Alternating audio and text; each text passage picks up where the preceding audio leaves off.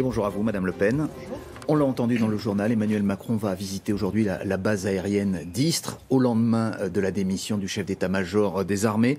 Est-ce que vous reconnaissez au président de la République la légitimité de rappeler justement qui commande les armées et qui notamment fixe le budget alloué aux troupes qui servent la France? Le sujet n'est pas là. Emmanuel Macron a suscité une crise qui est une crise extrêmement sérieuse. Et il faut bien le dire, qu'on n'avait pas vu depuis des décennies dans notre République, parce qu'il a commis plusieurs fautes graves successives. La première faute, c'est d'avoir rompu les engagements qu'il avait pris à l'égard de l'armée lors de la campagne, mais engagements qu'il avait réitérés au Congrès de Versailles. C'était quand même il n'y a pas très longtemps. Cet engagement, c'était d'augmenter les moyens de nos armées, sous le titre, je me souviens d'ailleurs dans son programme, un État qui protège. Bon. L'objectif, on le rappelle, reste 2% du PIB en 2025. C'est un objectif comptable. Donc on peut être en insécurité, on peut se priver des moyens de protéger les Français, on peut laisser nos armées à l'os alors que la menace terroriste n'a jamais été aussi importante, pourvu qu'on obéisse à Angela Merkel et à la Commission européenne qui exige de nous un pourcentage de déficit. Ça n'est pas de la politique, ça. Si vous le permettez. Ça, c'est de la gestion, encore une fois, de comptable.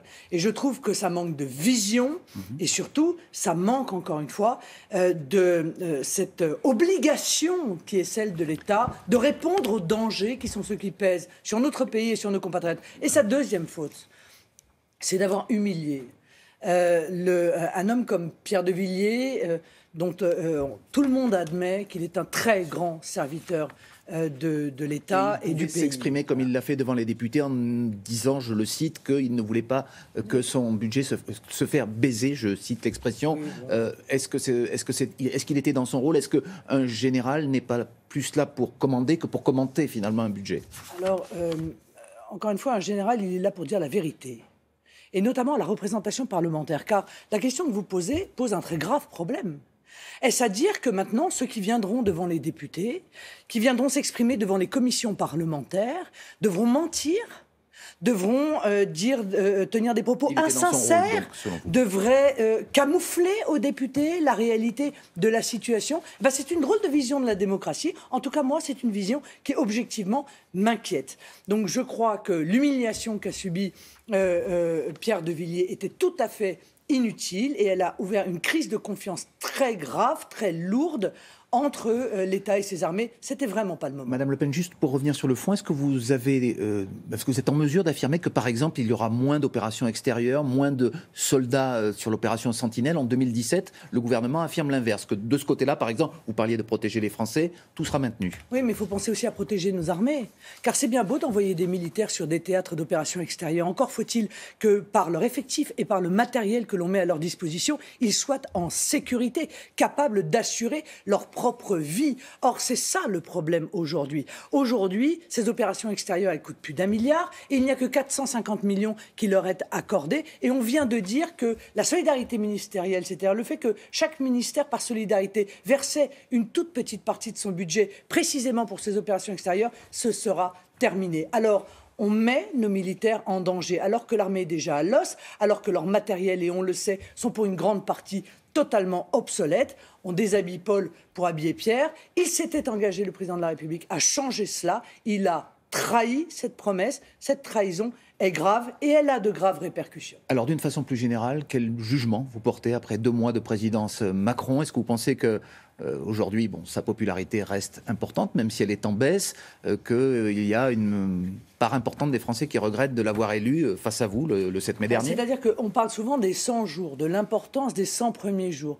Qu'est-ce qui a été fait dans plus de la moitié de ces 100 jours, à part la destruction par ordonnance du droit du travail? Vous ne relevez rien de positif, par exemple la promesse d'instaurer de la proportionnelle aux élections législatives, permettez-moi de vous dire que la politique internationale? Comme disait, je crois, Charles Pasqua, n'engage que ceux à qui elles sont faites. Je ne crois plus dans les promesses d'Emmanuel Macron. Et l'affaire qui s'est déroulée avec le budget de l'armée me permet de vous dire que c'est raisonnable d'arrêter de croire à ces promesses. Ce que je vois, moi, c'est qu'aujourd'hui, le droit du travail est totalement déconstruit, qu'on crée de la précarité, qu'on crée de la concurrence déloyale entre les entreprises à l'occasion de cette loi travail. Je vois qu'on obéit en toutes circonstances, une fois de plus, à l'Union européenne, qui vient d'ailleurs d'interdire les tarifs réglementés du gaz, qui interdira demain les tarifs réglementés de l'électricité. C'est-à-dire que ce sont des millions de consommateurs, 5 millions pour les tarifs réglementés du gaz. Vous opposez à cette mesure ? Mais évidemment que oui. Ce sont donc des millions de consommateurs qui demain n'auront plus la certitude du prix de l'énergie, sans compter évidemment la perte d'indépendance que va entraîner à terme la disparition progressive des services publics. Alors on parle du bilan d'Emmanuel Macron, le vôtre. 1 mois de députation, est-ce que vous pesez suffisamment à l'Assemblée nationale? Est-ce qu'on n'a pas l'impression que c'est plutôt du côté de la France insoumise que l'opposition radicale s'exprime aujourd'hui que par votre voix? Je ne le crois pas. En l'occurrence, la France insoumise a un groupe. Nous n'en avons pas. C'est un scandale démocratique, puisqu'ils ont fait moitié moins de voix que nous au second tour des élections législatives, et ils ont pourtant 2 fois plus de députés. Bon, mais nous faisons un gros travail à l'Assemblée nationale. Nous exprimons la pensée des millions de Français qui ont porté leur voix sur nous, et nous continuerons à le faire. Et croyez-moi, on nous entend. Et je crois même qu'on nous écoute. Alors, vous allez vous écouter vous-même ce week-end, puisque vous allez tenir un séminaire important à Nanterre sur finalement l'avenir du FN. On se souvient que le 7 mai, le soir de la victoire d'Emmanuel Macron, vous aviez dit qu'il fallait tout réorganiser. Je ne sais pas si vous aviez employé l'expression, mais peut-être même changer le nom du parti. Qu'en est-il aujourd'hui? 2 questions, si vous pouvez y répondre brièvement. D'une part, est-ce que vous allez changer le nom du parti?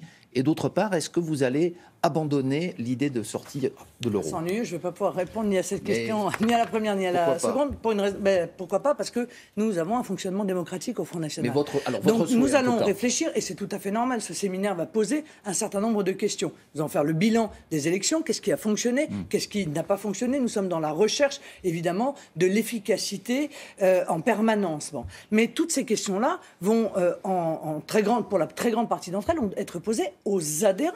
Nous allons consulter les adhérents lors d'une grande consultation qui aura lieu probablement en septembre. Mais le sentiment de la présidente du Front National est important. Et c'est aux adhérents de prendre un certain nombre de décisions. Mais moi, je pense qu'il faut tout refonder. Voilà. Je pense que nous sommes aujourd'hui à la tête d'une opposition qui est une opposition extrêmement performante, efficace, construite, et que des millions de Français nous font confiance, et que nous devons organiser le mouvement pour pouvoir accueillir, au-delà du Front National, ceux qui veulent mener le combat pour la France. Refonder, ça veut dire changer le nom du Front National à terme, Madame Le Pen? Je poserai la question aux adhérents. Mais vous... Moi, j'y suis plutôt favorable. Voilà, j'y suis plutôt favorable. Je n'ai jamais considéré cette question comme tabou, mais j'étais réservé par le passé. Aujourd'hui, j'y suis favorable. Mais encore une fois, ce sont les adhérents qui décideront de cela. Toute dernière question, il y aura encore un président d'honneur du Front National en 2018. On dit que vous allez changer les statuts. Non, car il y a déjà eu en réalité une décision statutaire des adhérents sur ce sujet qui ont décidé de la suppression de ce poste de président d'honneur. Occupé par votre père Jean-Marie Le Pen. Merci beaucoup Marine Le Pen, c'est à vous Thierry et très bonne journée. Merci. Merci. Merci beaucoup.